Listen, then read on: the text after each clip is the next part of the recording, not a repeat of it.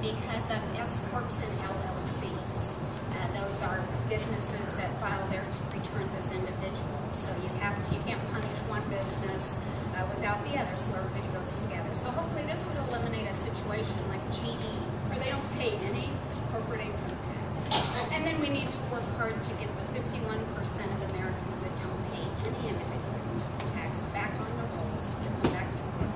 Now when you do this, when you score it with an economic model that is static, a microeconomic model, it comes out that is revenue neutral, which is, I think, what happened the last time we did fundamental tax reform in '86, or the '80s. So that was the goal. It's revenue neutral. So when you eliminate the sweetheart deals for the very wealthy and lower everybody's rate, it comes out revenue neutral. But what the growth factor is, when you put that same plan into a dynamic model, a real world model, a macroeconomic models, to see what really happens in the economy if you do this, and we can compete internationally. And that's where we get the revenue increases. We see great growth opportunity here if we can get this done. So there's a difference between revenue increases and tax increases. This is a huge revenue increase, which is what we need for this nation. So that's the tax piece. Is there anything else? This might help kind of be a visual for those of you wondering why is there not more tax about just cranking it to people on tax rates. As you can see, the green is tax revenues over history and projected out on current law. The red is the spending, and just like you at home, you have to match your expenditures with your revenue, and you can see what the problem is. We've started spending more than we take in, but the idea is the revenues always settle in just under 20% of our gross domestic product, and that's where we need to get the spending back down to. Historically, that's the goal, and that's hopefully what we will accomplish. What's the next one? This is government spending as a percentage of our gross domestic product. As you can see, historically where it's been, if we do nothing, that's the path we're on. If we enact what I just kind of described to you in the short version, that's the trajectory we will turn to. The next one is the kind of summary one again. We think kind of a choice we are faced with right now. This is the debt of our nation as a percentage of GDP over time. This is where we're going if we choose to do nothing. And this is where we could be if we would enact something like what we're proposing in the House. That's it then. So anyway, that's kind of what we've been working on. I'm anxious to hear your ideas on what we need to do on a going forward basis. We'll go here and here. Yeah. Maybe you could give us your name. You might all know each other, but I may need some. My name is Ed Phillips. I'm an independent voter. And I was wondering, since our country's in a debt crisis, do you have a choice on Congress going on a month-long vacation? I think everybody's on the honor system. If their constituents would approve of them taking August and going to the Bahamas, I guess more power to them. Something tells me Kansans might expect more out of their representatives, and I think that's why you'll find all of us in the district doing town halls, doing meetings, and talking to businessmen and women and doing our job here. Does that help? Is there a choice? If Congress wanted to stay and work on the debt crisis during August, sure. Do they have a choice to stay as a whole, Congress, or are they obligated to take that month off? No, we're not obligated to do anything. If we wanted to go back to D.C., but I think we've heard from the president and both leaders in both chambers that right now everybody just needs to go home and hear from their people. Because kind of a cooling off. Like when the kids, we used to put the kids in timeout. That's kind of what I feel like. You know, I need to just be put in timeout. I need to talk to some real people, and that's the benefit. So you think Congress will be better in the second half than they were in the first half? I am hopeful. I am hopeful. I'm ever an optimist, but it had really gotten tense. Yeah, we've talked about this morning a little bit over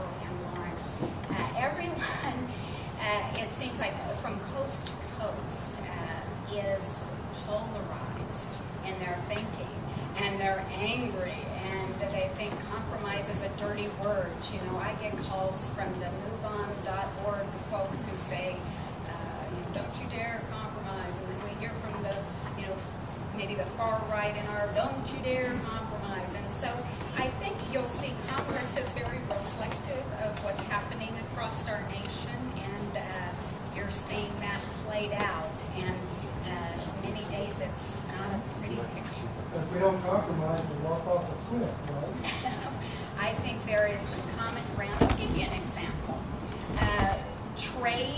Free trade is something that I think we can go back in the first week of September and maybe work together on, because certainly I'm a huge supporter. There is great impact to our economy locally in the state of Kansas and to this nation if we could get 3 free trade agreements ratified: South Korea, Colombia, and Panama. With the ag production that we have here, the open markets there, aircraft industry here in Kansas, and many others, I just think of the awesome opportunity that would enable. And right now, every day those are not ratified, we're losing that market share to other countries who are willing to level the playing field.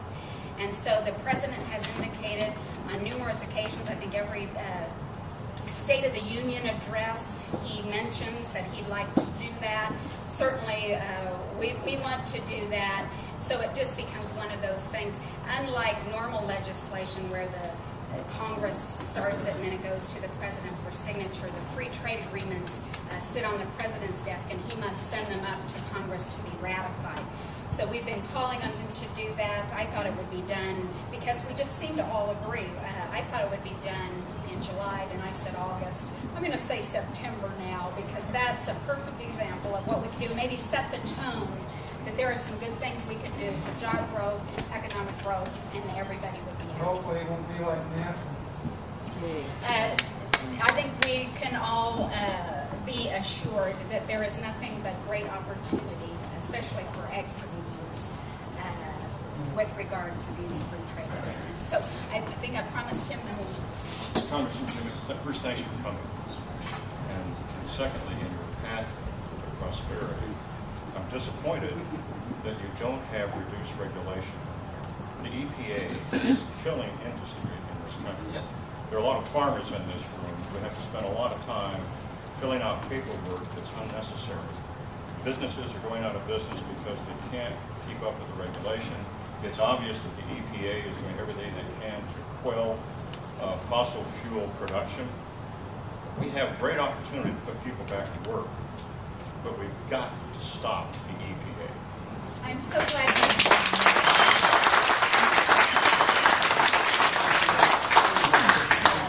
Amen. If I hear anything from small businesses, the first thing out of their mouth is the regulators are off the chain. They're putting people out of business, and this runs the gamut from EPA, USDA, FDIC, HUD. Regardless of the business, it appears that these folks are on a mission to put people out of work, sometimes shaking people down, practically extorting money out of them in an effort to raise revenue, I guess. So, but what about the EPA and Clean Water Acts and rivers that are not clean, and you know, the Hudson River and the river that's up by India in the northern Indiana, Gary, Indiana. I mean, those rivers are filthy.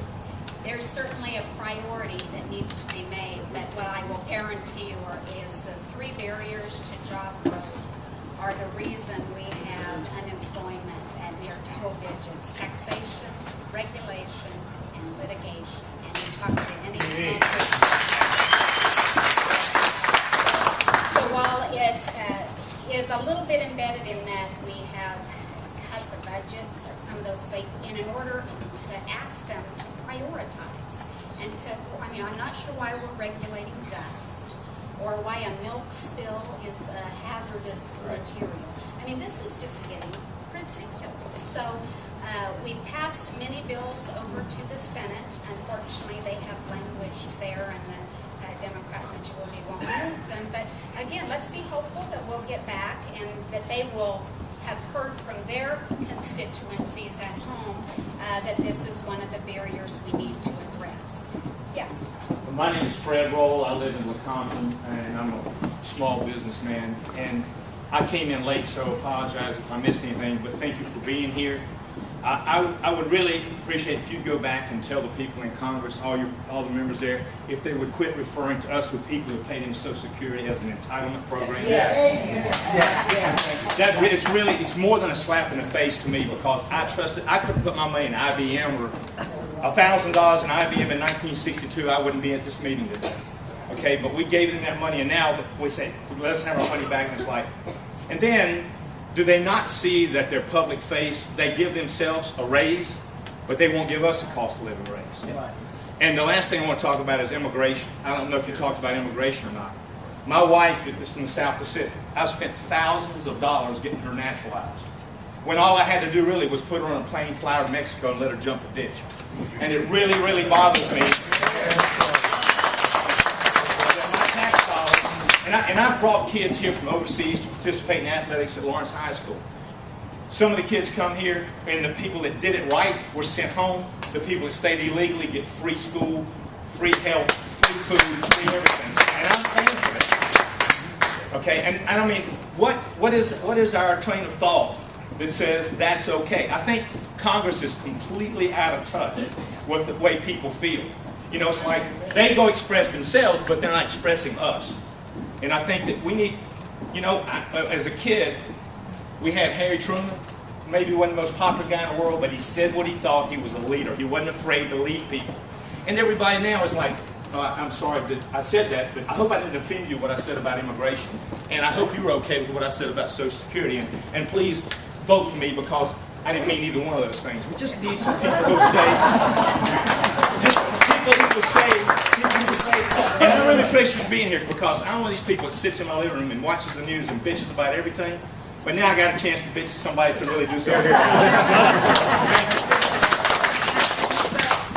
would just say, you know, I share your frustration on all those fronts. I mean, one of the reasons I ran for Congress is I was just so disgusted when Republicans had unfettered power in Washington. I think they blew it. They spent too much money. They didn't balance the books. And then my first term I spent there with Democrats. They had unfettered power. And I thought that was a disaster. They took what the Republicans did, the overspending they did on an annual basis, and we're doing that on a monthly basis. So that didn't work, and now we're in a divided government situation. And we see the situation now, and again, it's just, we've got to do better. And I just wanted to mention on the entitlement, I don't think you heard me call it that, because I share your concern, especially in Social Security, because the only reason that pot is empty is because when no one would balance the budget, they robbed Medicare. You know, and according to, I've read the law. If the law was followed, we'd all have money. There wouldn't be any problem whatsoever with this thing, you know. But now they're saying, well, we can't give you any more money. I mean, last month you might not get your check or whatever, you know. And it really concerns me that now we've got legislators who it's okay with them. And please say something when you go back to Washington. It's not an entitlement program. But I will tell you on the Medicare part, the reason I think people use that term there is, on average, we are pulling out of Medicare about 3 times what we put in. Right. I And so understand. that one really does need to be looked at, just so it will exist for these young men up here, or for anyone who plans to live more than 8 years. Well, what about this? What about the immigration, the money that we spend? Well, and I wanted to mention the raises, because certainly I can assure you, since I've been there have been no raises, but everything needs to be on the table. I mean, I would assure you that everything should be on the table when we are talking about cuts. I mean, just because you don't give yourself a raise